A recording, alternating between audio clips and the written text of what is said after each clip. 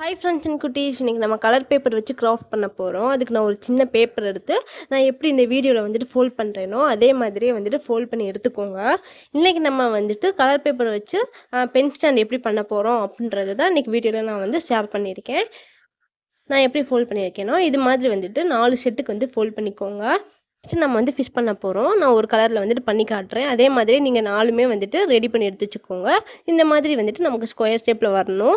இப்போ கீழே வந்துட்டு ஓட்டையாக இருக்கக்கூடாது அப்படின்றதுக்காக நான் அதுக்கேற்ற மாதிரி பேப்பரை கட் பண்ணி நான் ஒட்டியிருக்கேன். இதுக்கு எனக்கு சைஸ்லாம் தெரியல. உங்களுக்கு இந்த மாதிரி பண்ண தெரில அப்படின்னா கார்ட்போர்டு வச்சு கூட வந்துட்டு நீங்கள் கட் பண்ணி ஒட்டிக்கலாம்.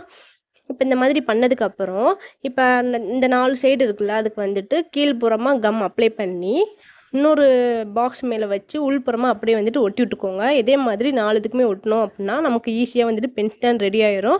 ஓகே ஃப்ரெண்ட்ஸ் அண்ட் குட்டீஸ், இந்த வீடியோ பிடிச்சிருந்தா லைக் பண்ணிக்கோங்க. நம்ம சேனல் சப்ஸ்கிரைப் பண்ணிக்கோங்க. தேங்க்யூ.